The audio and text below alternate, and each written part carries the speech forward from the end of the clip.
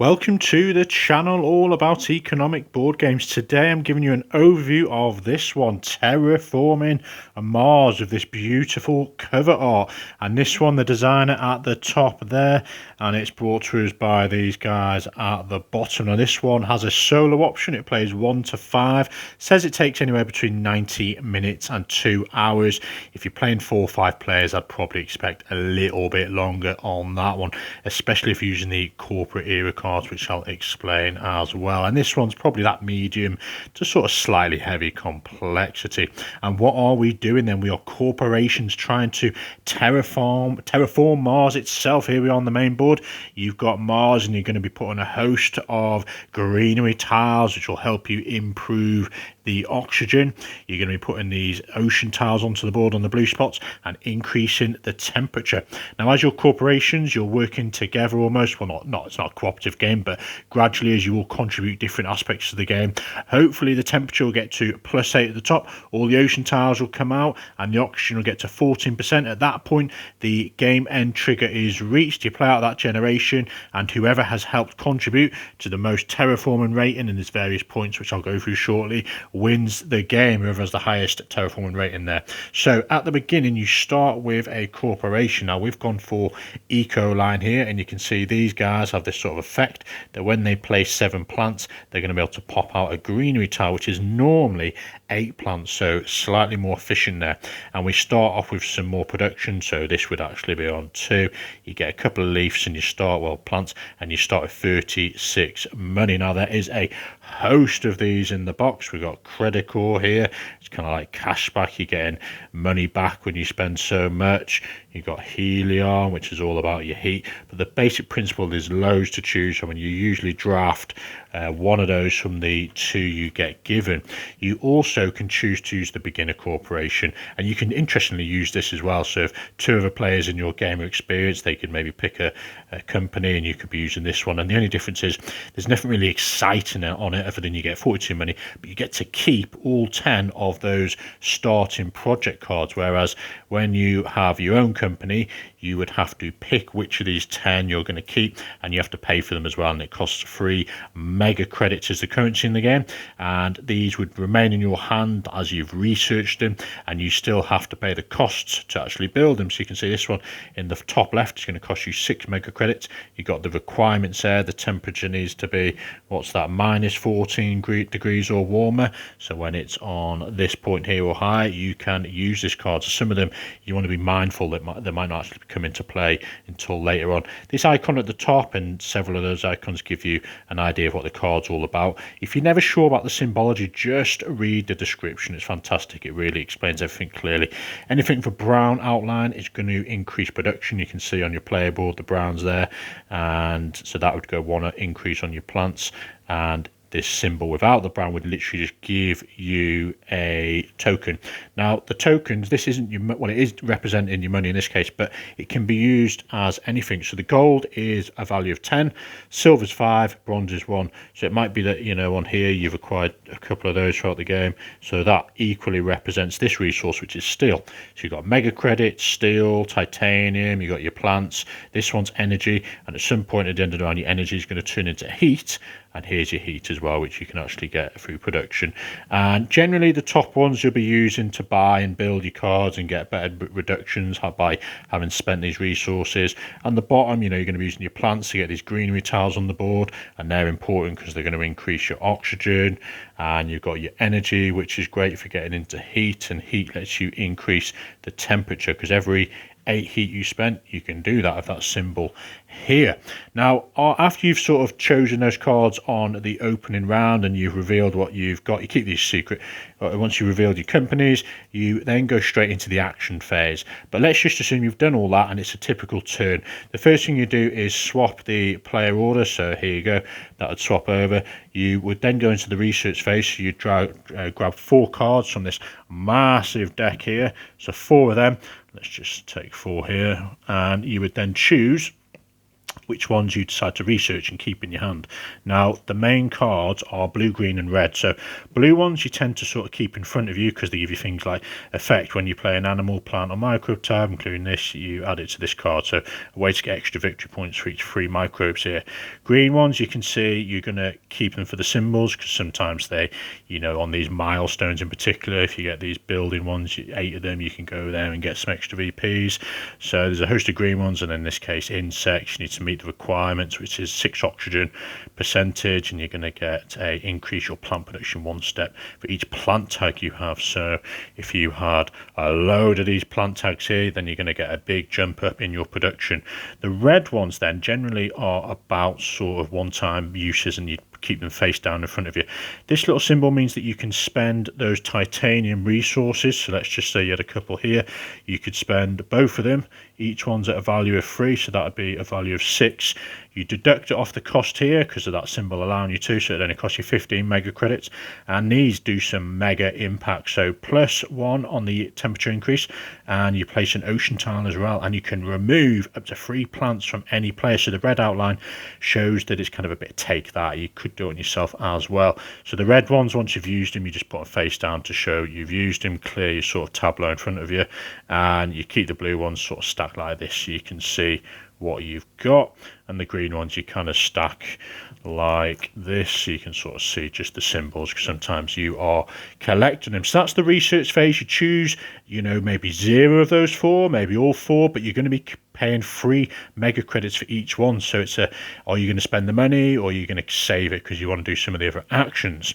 Now, once you've done the research phase, the start player is going to decide to do either 1 or 2 actions. If you can't do 1 or 2, or you don't want to do any, you can pass, and once you've passed, you're out of that round or generation as it's called, and everyone else would go next player clockwise, do their 1 or 2, then the next player, and until everyone passes, you then move on to the production phase. So before I go on to the production phase, what can you actually do as your actions? So these are standard projects. You could get rid of your project cards, or sell your patents, it's called, for a value of 1 mega credit. Now, you paid 3 mega credits to buy them in the research phase, so it's bad business sense to sell them then for 1. But you'll find at some points in the game, maybe the requirements you can't meet because the oxygen's gone up too fast or something, and you just having to sell them, or maybe you really need to sell it because you haven't quite got enough money to do what you wanted. So that is a way out. You could also do power plants here, where you increase for 11 mega credits your energy on here. It's got the brown outline, so you'd increase this part here.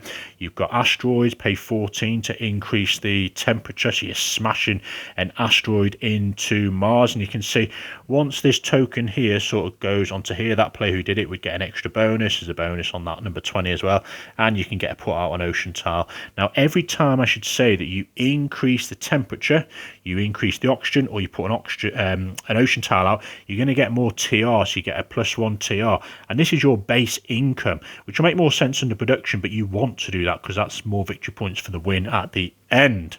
What other projects have we got? So we can pay 18 for an aquifer. We literally take one of them ocean tiles, there's only 9 in there, you place it on one of these blue spots. Maybe you're going to get a bonus for putting it here, say the 2 plants, you take 2 of those resources and pop them on the bottom here, and eventually when you've got 8, you can turn that into a greenery, and greeneries would then give you an increase in oxygen, which happens to be the next one as well as the standard projects. You could pay 23 to just pop out a green one, or as I say, if you've got the 8 plants, you could do that as well, which is kind of why you want to increase the production on that one. So when you put a greenery out, then you will also put on you can see yellows here, but let's just say yellows went there, they'd get the 2 plants just below it, which is great, gives you more options to put these out later on. You would put this token of yours on there to say you own it. Now, at the end of the game, these greenery tiles with 1 victory point each, and for each city you have, so yellows have this one, and it's in their sort of advantageous, what's the word, spilling my words here, it's advantageous for these guys to build greeneries around their city because they're going to be worth 1 extra victory point each. So in this case, at the end of the game, the yellow city is going to get an extra victory point for that one.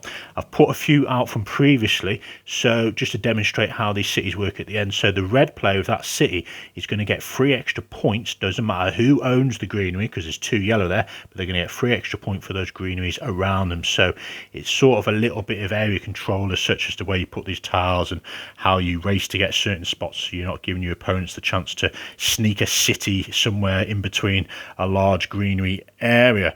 What else have we got? We've got building a city, quite pricey, but you get to put one of these cities out, and that's crucial really, because not only are you going to get the victory points if you put it in the right spot for the greenies, but it helps you expand on different parts of Mars, because technically when you place a tile, you have to place it next to one of your original ones, and sometimes you can't do that, so you can move elsewhere. But cities give you a bit more flexibility to go places, and you know, there's some extra tiles in the game as well, not just cities. So I should say, if some of the cards come out, you've got the capital on the top here, you can get extra things that sort of create exciting events on the board, so extra blasts and various things. So a little addition to the game. So that's the standard projects. Now the other main actions are actually playing your cards, which I've kind of gone through. So let's just say this one, you pay the cost, you could get any reductions there. Imported nitrogen, and you can see this one, raise your TR step 1 and gain 4 plants, add 3 microbes, blah blah. So there's a host of stuff there to do. So playing a card would be an action, 1 or 2 of those. And let's just say you've done your 2 actions, you let the next player go clockwise, they do 1 action, and so on. You could also go to these milestones and awards as an action. So milestones then is all about, once you achieve any of these 5 things here, you want to race to get it, because there's only 3 options to do so, and you're going to have to pay 8 mega credits to do it. So let's just say Terraformer, once you get to 35 up here, you can race here. Now it might be that you've used your second go to increase, you know, one of the terraforming capabilities. Maybe you've increased the temperature, and on, you know, you haven't actually got another go to go here quickly, and someone else goes there before you and claims that 5 extra victory points. So timing is crucial when you go to acquire these. Mayor is all about getting 3 cities out first. Garden is about 3 of those greenery tiles. The builder is about having 8 of those symbols on your cards, if I can find one. So basically on here somewhere, here's one. You can see 8 of those, and then you can go there and claim that. And the planner is all about having 16 cards in your hands. So you're doing loads of research. Now, the awards are slightly different. This is like taking a little chance that you're going to achieve that at the end of the game. So you can see the first player to go to 8, second 14, and 20 for the third. You can go there as many times as you want, but there's only 3 spots. Now let's just say yellow went there first, and they're taking a gamble that they're going to be the best thermalist at the end of the game. And what that means in this case is that if they have the most cubes on here at the end, they win that award, and they're going to get 5 victory points. Second place is going to get 2.